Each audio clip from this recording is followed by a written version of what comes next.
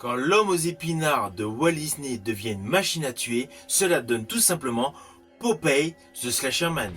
Un film incontournable pour tous les aficionados de films d'horreur. Naturellement, on va en parler. Let's go!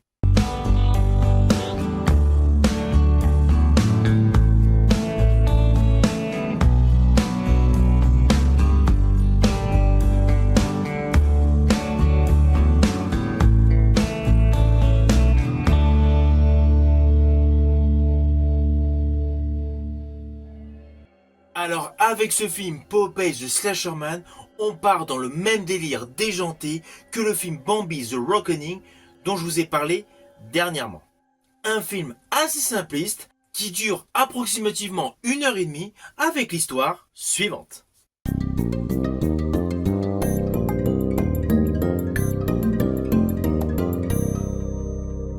Dès le début de ce film, nous assistons en pleine nuit à la fuite d'une femme devant deux individus, des hommes patibulaires. En fait, ces deux hommes sont des trafiquants de drogue et la femme est une dealeuse. Il y a un gros mécontentement des deux individus par rapport à la femme. Celle-ci se retrouve donc bloquée par les deux hommes patibulaires et là, une boîte de conserve d'épinards se met à rouler sur le sol. Elle vient d'être mangée. Derrière cette boîte apparaît Popeye. Une version de Popeye totalement loufdingue, bodybuildé à outrance, avec un visage totalement horrifique. Il ne va pas dans la demi-mesure, il s'attaque aux individus et les fracasse en 1000 morceaux. J'ai bien dit en 1000 morceaux. Le film est totalement gore.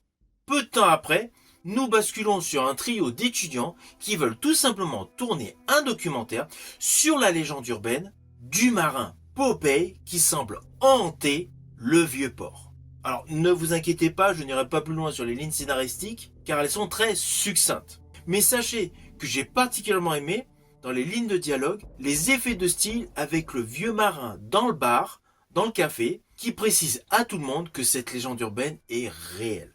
Alors on va pas se mentir, pour ce type de film, on ne recherche pas un scénario extrêmement édulcoré. C'est majoritairement un jeu de massacre. C'est violent, c'est gore. Alors Robert Michael Ryan connaît son sujet.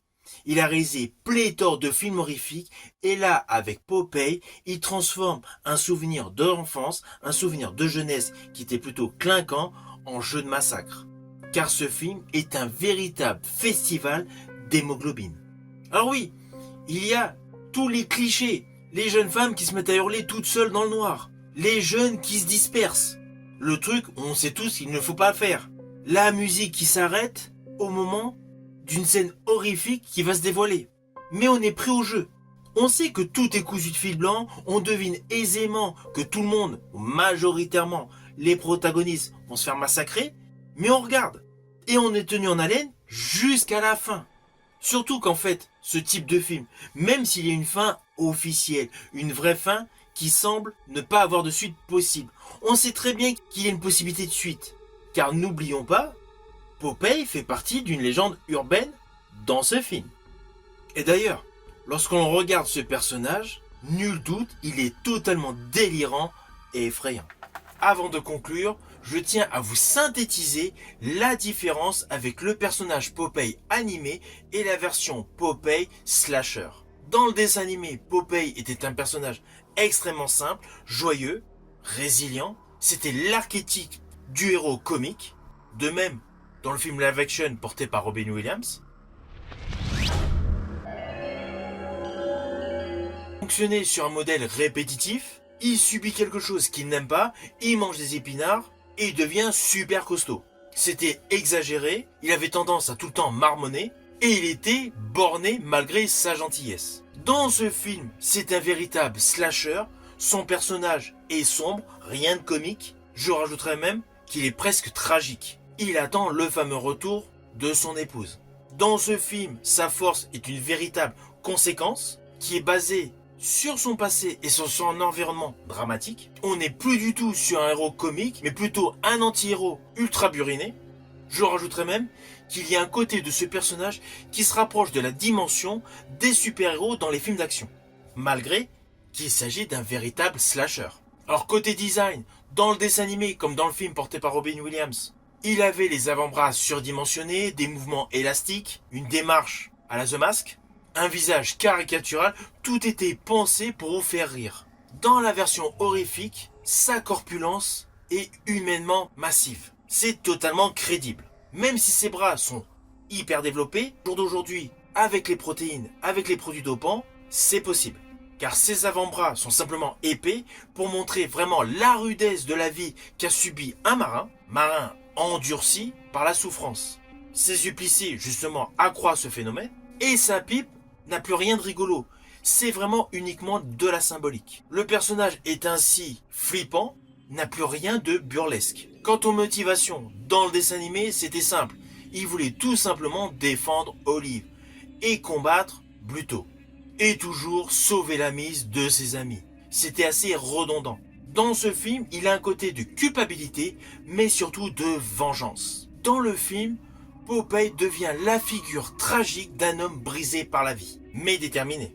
Là où le cartoon visait jadis l'élément comique, le film vise davantage l'émotionnel.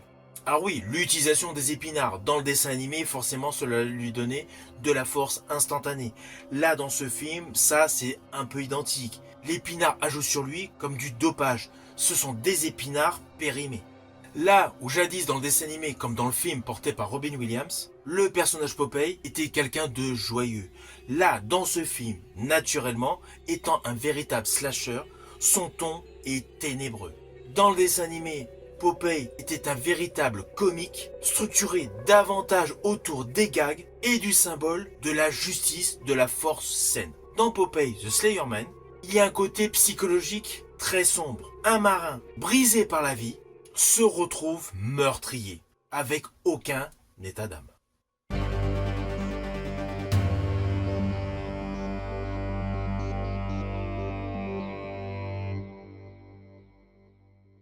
Alors au final, naturellement, c'est un film que je vous invite à découvrir.